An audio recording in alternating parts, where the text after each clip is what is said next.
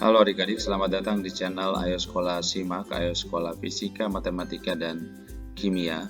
Pada video kali ini bersama saya Mr. YV, kita akan membahas soal-soal tes masuk perguruan tinggi negeri seperti UTBK atau SBMPTN atau SNMPTN. Kita akan membahas soal matematika, tes kemampuan akademik yaitu TKA untuk Saintek. Oke, kita lihat soal yang ke-81. Jika persamaan x kuadrat min bx plus 12 sama dengan 0, salah satu akarnya bilangan prima, maka nilai b yang mungkin adalah suatu persamaan kuadrat ax kuadrat plus bx plus c sama dengan 0 yang memiliki akarnya adalah x1 dan x2.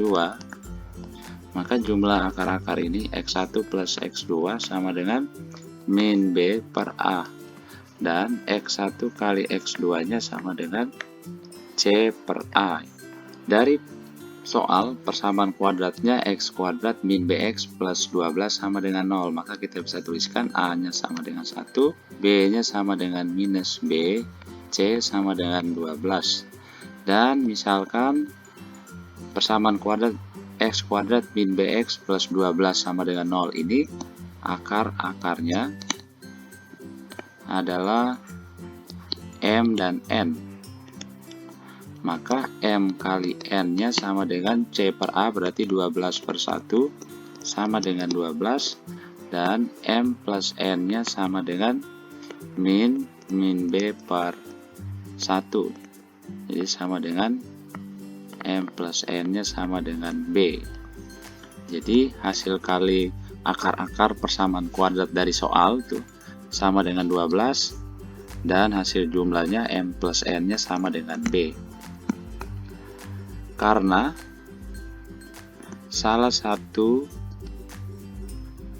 dari m dan n harus bilangan prima agar m kali n nya sama dengan 12. Maka jika bilangan primanya m sama dengan 2, 1 kan bukan bilangan prima, misalnya bilangan prima m nya sama dengan 2, agar hasil kalinya harus sama dengan 12, maka n nya harus 6, sehingga 2 kali 6 nya sama dengan 12. Dan misalnya bilangan prima berikutnya m sama dengan 3, maka n nya harus sama dengan 4, agar hasil kalinya m kali n sama dengan 12. Bilangan prima lainnya 5, misalnya 5 tidak memiliki pasangan yang hasil kalinya sama dengan 12, berarti nilai b yang mungkin adalah b kan sama dengan m plus n, sama dengan b, maka b nya yang pertama sama dengan 2 plus 6, itu sama dengan 8, dan nilai b yang kedua adalah 3 plus 4 sama dengan 7. Jadi jawabannya A. Oke, kita lihat soal yang ke-82. Jika diketahui 5 log 2 sama dengan P, maka nilai dari log 0,4 sama dengan, kita selesaikan soal ini dengan menggunakan konsep logaritma ya, yaitu misalnya A log B itu sama juga dengan 1 per B log A. Atau yang kedua, A log B sama juga dengan M log B dibagi M log A. Atau A log B sama dengan A pangkat N log B pangkat N. Maka untuk soal log 0,4 ini kita bisa tuliskan menjadi log 2 per 5, atau sama dengan 10 log 2 per 5. karena log itu sebenarnya sama dengan 10 log. Jadi kalau log 2/5 maka sama dengan 10 log 2/5. Nah, ini kita bisa tuliskan menjadi, karena yang diketahui di soal 5 log 2 sama dengan P, maka M ini kita pakai angka 5 ya. Jadi kita bisa tuliskan menjadi 5 log 2/5 bagi 5 log 10. Karena 10-nya ini merupakan 2 kali 5, maka log 0,4 ini kita bisa tuliskan menjadi 5 log 2/5 dibagi 5 log 2 kali 5. Karena A log B per C itu sama dengan A log B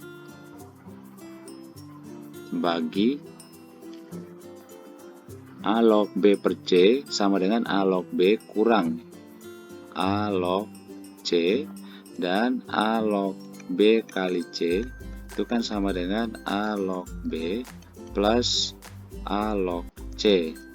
Maka log 0,4 ini sama juga dengan 5 log 2 dikurang 5 log 5 bagi 5 log 2 tambah 5 log 5. Karena 5 log 2 nya P, maka ini kita ganti menjadi P dikurang 5 log 5 itu kan 1 per 5 log 2 nya P plus 5 log 5 1. Jadi log 0,4 itu sama dengan P kurang 1 per P plus 1. Jadi jawabannya E. Oke, kita lihat soal yang ke-83.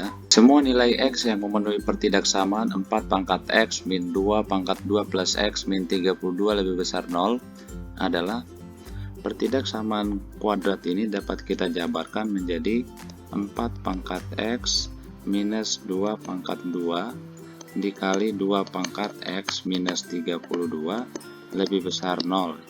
Atau ini 4 pangkat X minus 4 kali 2 pangkat X min 32 lebih besar 0. Atau 2 pangkat X kuadrat minus 4 kali 2 pangkat X min 32 lebih besar 0.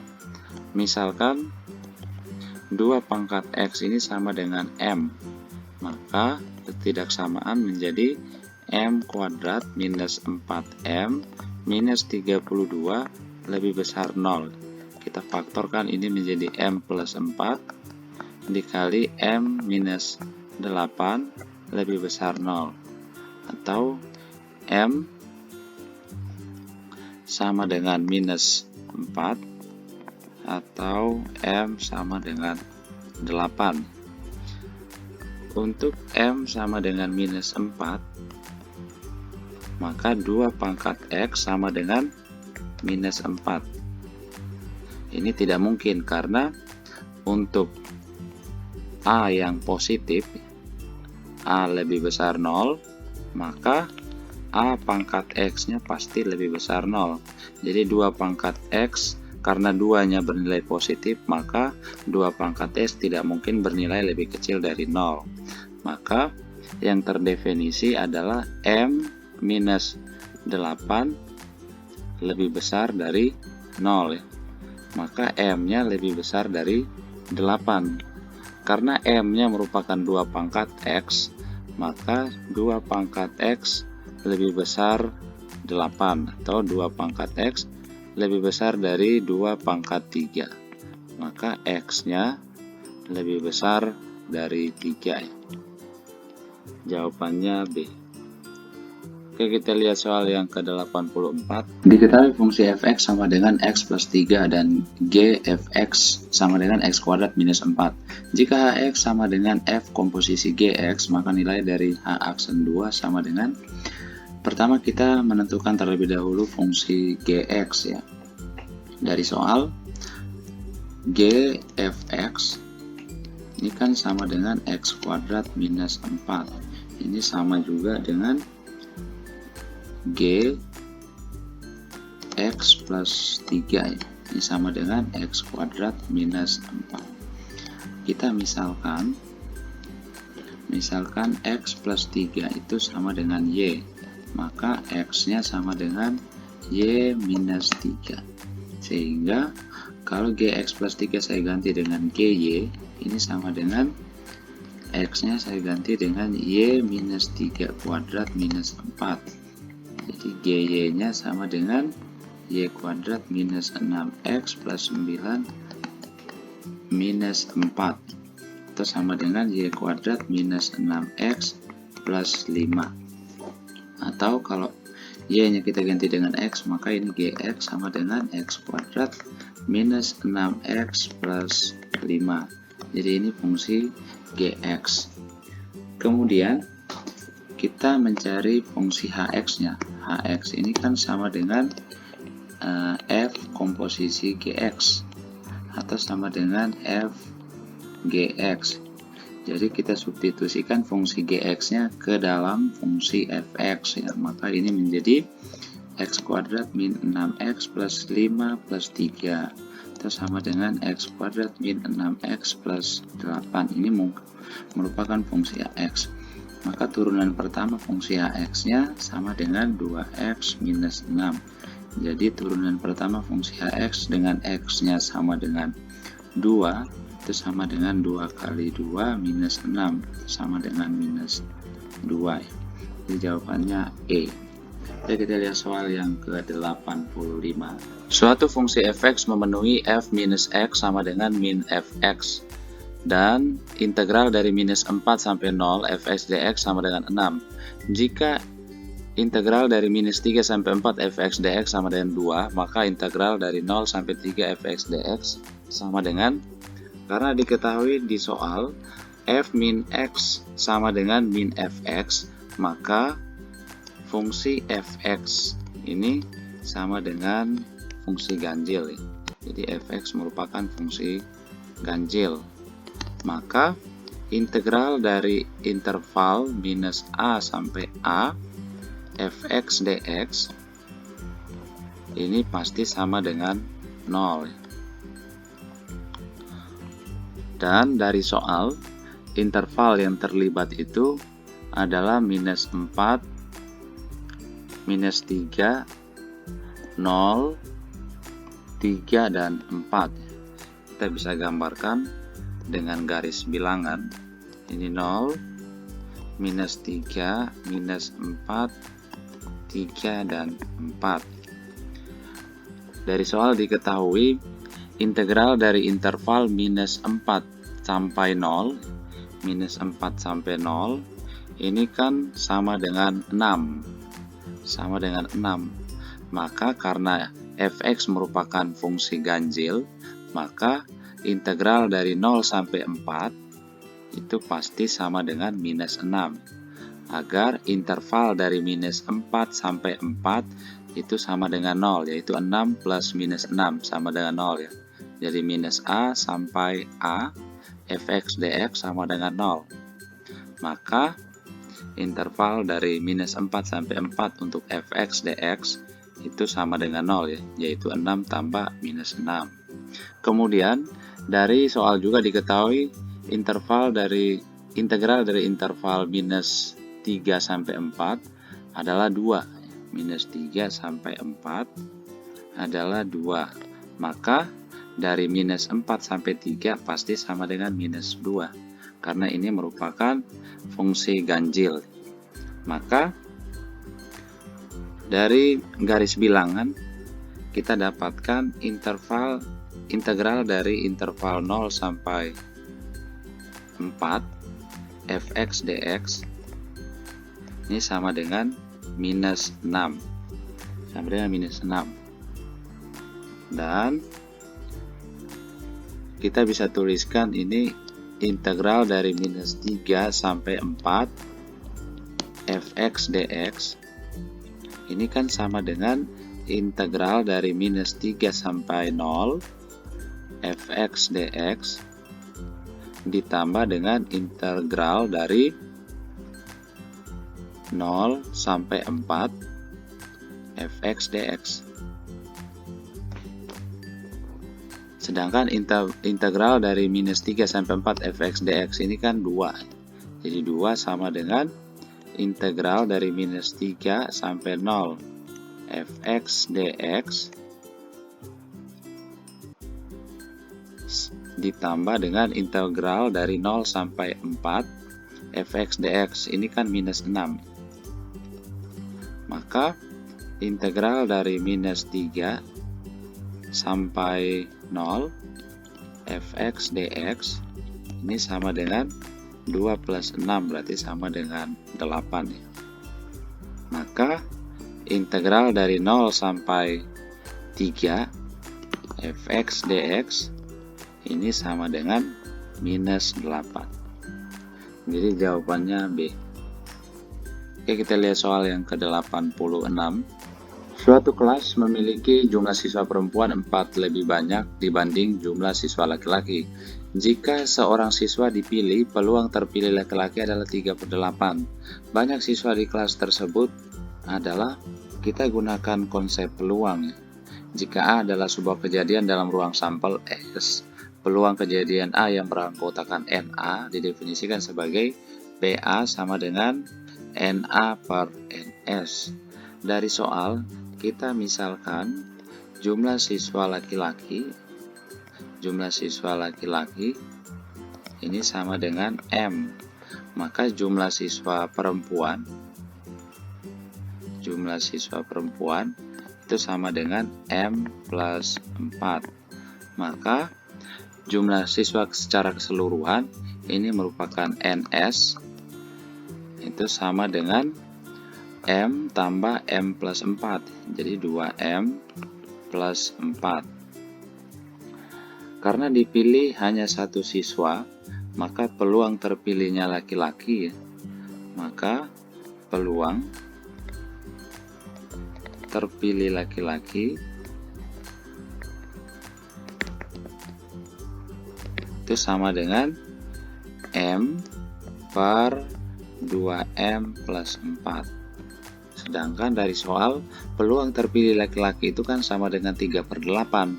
Maka kita bisa tuliskan M per 2M plus 4 sama dengan 3/8.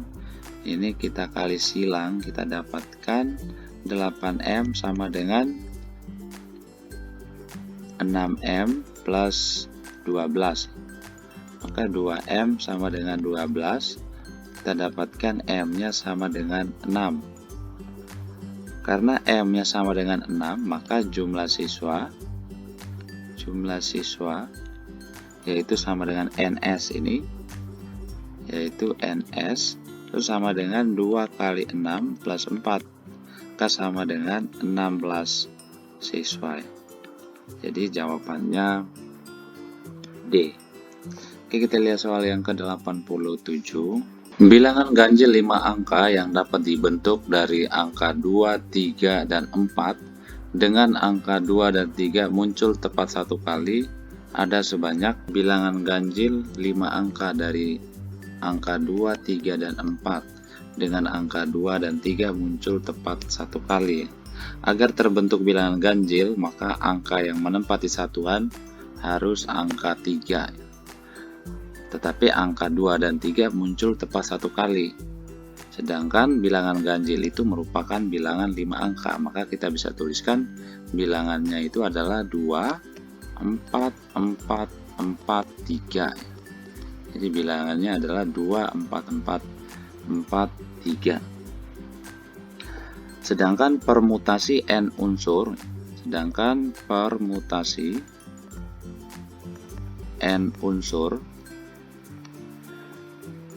dengan ada unsur yang sama sebanyak K, dengan ada unsur yang sama sebanyak K,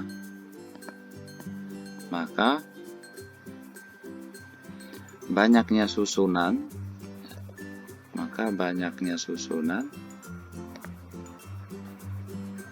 itu sama dengan N faktorial per K faktorial. Jadi kita bisa tuliskan menjadi 4 faktorial dibagi 3 faktorial. Maka sama dengan 4 kali 3 faktorial dibagi 3 faktorial. Ini maka sama dengan banyaknya susunannya itu sebanyak 4. Jadi jawabannya A. Oke, kita lihat soal yang ke-88. Diketahui 5 segitiga beraturan TABC dengan panjang rusuk alas 6 cm dan rusuk tegak 9 cm. Jika θ merupakan sudut antara bidang alas dengan bidang TBC, maka nilai cos θ sama dengan gambar menunjukkan 5 segitiga beraturan TABC dengan panjang rusuk alas 6 cm, yaitu BC-nya sama dengan AB sama dengan AC, yaitu 6 cm, dan rusuk tegas 9 cm, yaitu AT, BT, dan CT, yaitu 9 cm. Untuk menunjukkan sudut θ, terlebih dahulu kita membagi segitiga TAB menjadi 2 bagian sama besar, yaitu dengan membuat garis TO, siku-sikunya di O, dan membagi segitiga ABC menjadi 2 bagian sama besar dengan siku-siku di O juga. Karena AB-nya 6 cm dan AO-nya, titik O-nya itu di tengah-tengah AB, maka panjang AO sama dengan panjang OB, sama dengan 3 cm. Maka θ-nya ini merupakan sudut TOC. Jadi θ-nya ini merupakan sudut TOC. Untuk menentukan sudut TOC, kita gunakan segitiga TOC. Jadi ini θ-nya. Segitiga TOC dengan sisi TO, OC, dan TC. TC-nya 9 cm, tapi TO-nya sama dengan akar dari TA kuadrat dikurang OA kuadrat, atau sama dengan akar dari 9 kuadrat dikurang 3 kuadrat. Ini sama dengan 3 akar 8 cm. Kemudian kita tentukan panjang OC. Panjang OC ini sama dengan akar dari BC kuadrat dikurang OB kuadrat, sama dengan akar dari BC-nya 6, berarti 6 kuadrat dikurang OB-nya 3 kuadrat.